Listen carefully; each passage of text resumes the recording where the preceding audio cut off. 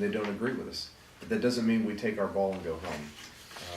But we stopped paying them to hate us. Yes, I do believe, I'm a big fan, we're $17 trillion in debt. We need to stop paying a lot of stuff that's going on right now, a lot of the foreign aid.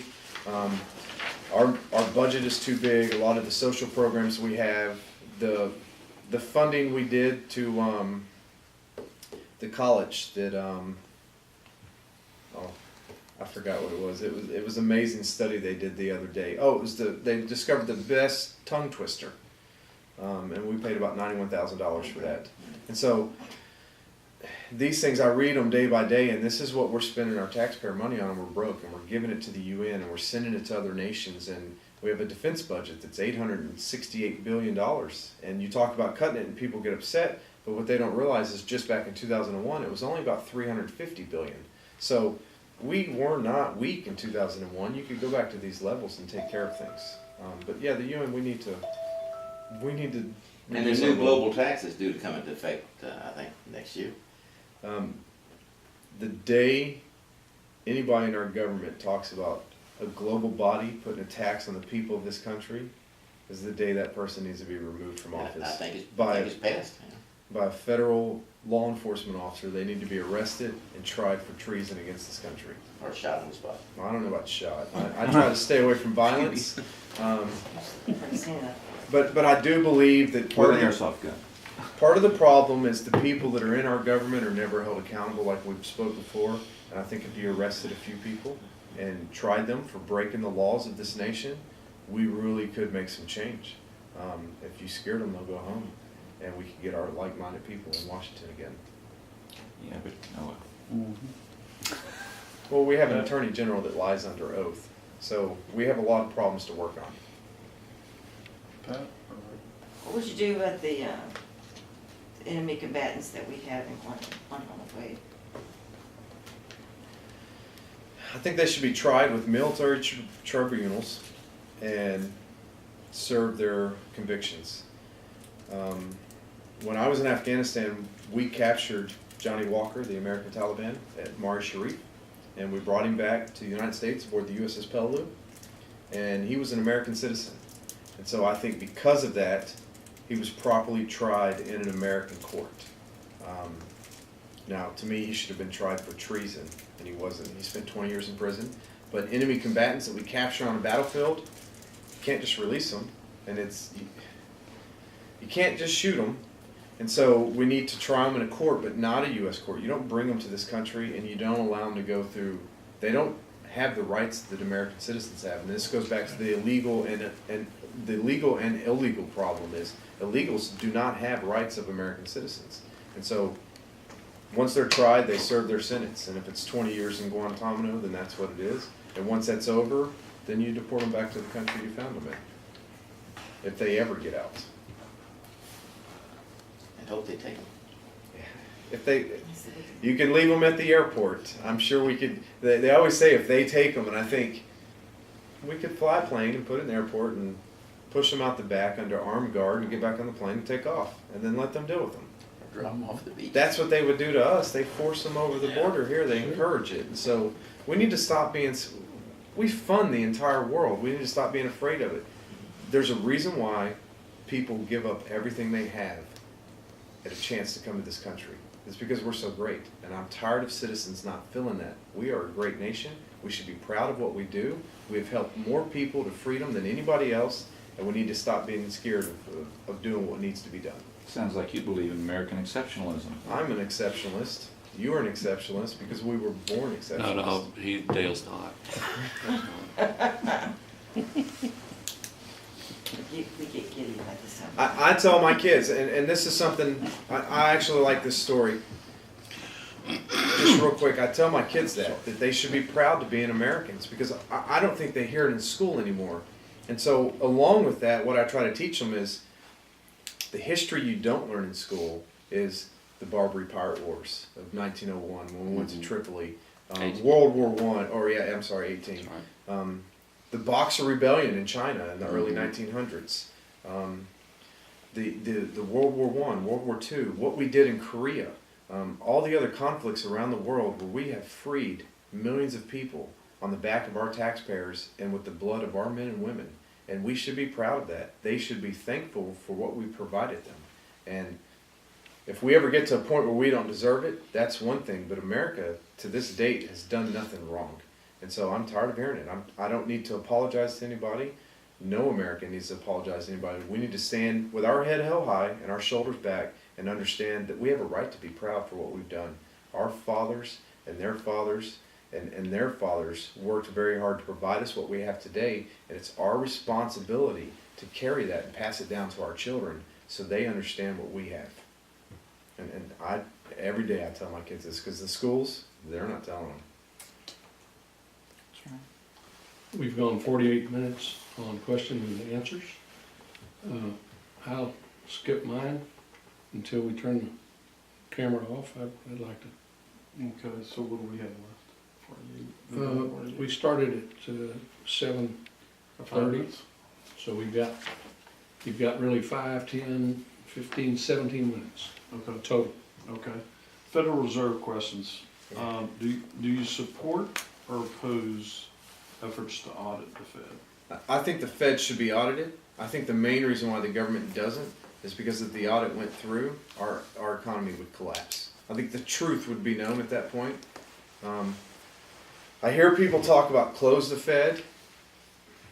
That's a touchy subject because the Fed has brought so much debt to our country that, like everything, it needs to be drawn down. You need to reduce it before you can completely close it. It's not like when Jackson was in and he tried to close the second bank of the United States of America.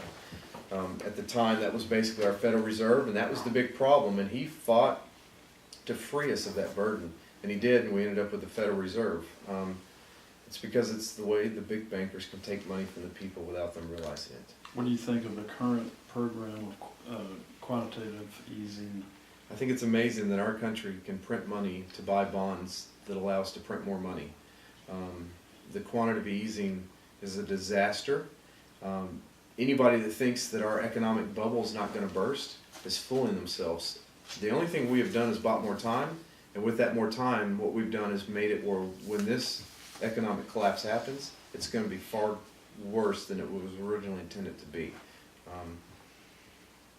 The quantitative easing should stop, and the consequences of it should just be dealt with. What we need to realize is that America's great because of the individual citizens, and when GM was going belly up and the TARP was passed and we saved all those companies, let them bankrupt, because I guarantee you there are thousands of Americans that are ready to stand up and get those bad assets and reinvest them and do something great with them. But we never allowed that collapse to happen. And Dr. Ron Paul talks about that some, and that's one of the theories that I really like about him, that he tries to tell people is, in this modern system where they've taken the gold standard out and we're on this paper money, it's a roller coaster and it's going to go up and down and we have no control over it. Okay. We've got 10 minutes left. When Obamacare was passed, despite the disaster and a lot of the wrong-headedness about it, one area that it was actually a legitimate issue is the fact that health insurance can only be sold, like for instance in Texas, by a company that meets the licensing and all these other requirements of Texas. You can't do it across state lines. Now, I can buy gasoline across state lines. There's some tax issues, but that's really all there is to it. I could do a lot of things across state lines, but I can't buy health insurance across state lines. That actually is still true. Even under Obamacare, I have to go to a exchange, whether it's federal or state. I'm only allowed to pick from healthcare policies that meet that state's requirements. So, would you object to, if we repeal Obamacare, why not go ahead and at that time actually make some changes that will help our healthcare industry? And by that I mean allow insurance or healthcare to be bought across state lines without me having to move to another state to get the benefit of a healthcare policy, or anything else you might think of in that regard. Because that won't happen in the state. That'll have to happen from the federal government. One thing, just a personal pet peeve of mine, I don't like to call it Obamacare. I think it gives them too much credit. I refer to it as the Affordable Care Act, and it throws people off sometimes because they don't know what I'm talking about. How those who care. I think the Affordable Care Act should be repealed. It's an Sure. overreach of government power that they don't have the right to tell the citizens to buy something. You can talk Do about. they have the right to allow us to buy across state lines? Yes, and that's the problem. We can't buy across state lines because of the federal government. And so we need to remove that. I'm also a fan of not only buying insurance across state lines, but allowing Well, somebody. there's no federal law that prohibits it. It's state law that doesn't allow me to. In other words, if I'm a health insurance company, if I sell one policy to Louisiana, but I'm a Texas health insurance policy, I'll get fined out the wazoo. In other words, Louisiana will fine me so that I will pull my business out of Louisiana until I go in and make a Louisiana health insurance company. Well, Have all 50 states agreed to that? I mean, they all do that? It's not that they haven't agreed; they just all did it. It's kind of like now the internet sales tax. When one state decided to tax sales within they all followed suit. It's that type of thing. so, but Quasi-federal. I'm with you. Across state lines, I think something else you could do is allow people to transfer their health plans from employers. Now, I believe that employers should have a bigger role in health plans than the What federal about government. me being able to deduct it individually instead of just the company being able to deduct it as an expense? I agree with that too. Individual deductions, anything to help citizens maintain it, but you can't punish a business for running a business, and that's what people seem to do sometimes is, Sure. well, the health insurance business is bad. Well, that's an American citizen that's employing people that's trying to run a business, and they're in it to make money. Unfortunately, it's off the back of disease and illness, but there are a lot of those things you can do. A lot of the tort reform that was done here in Texas, Right. I think other states could do, but these, again, are not things that you push from a federal level. Yeah. No, I wouldn't go along with that either. Because once you I'll do give you an it, example real quickly. Back in up to like 1910, you could actually incorporate nationally. There's some of those still left, called federal charters. Not anymore. The federal government backed off and said, no, you need to do that. At the I'm state glad you level." brought this up because see, the problem with our country is a lot of people forgot our history. In college, history is what I studied. It was what I enjoyed the most, and so a lot of people don't realize that in the early 1900s, the employers had a lot more to do with health insurance, and for the most part, it was a lot better. You had doctors that you could pay cash to, but it's only when the federal government got involved with our health insurance that led us all the way up to the 80s with the HMOs, where they tried to fix it again in the 70s, and then they tried again in the 80s. And what they've done, instead of going back and saying, look, we wrote some laws that were bad and caused problems. Well, no, hold on, we're going to fix this. Because they want to write the law, hold up the piece of paper in front of the camera and say, look what I've given you. Sure. I'm your great savior. And what we need to realize You're not is... going to do that? No. No? I'm not a big camera PR in front of my saving you is holding up the Constitution and saying, read this and find what's in it because it's right there for you. Okay. Thanks. That'll conclude our questions, except for one more if you want to cut that off.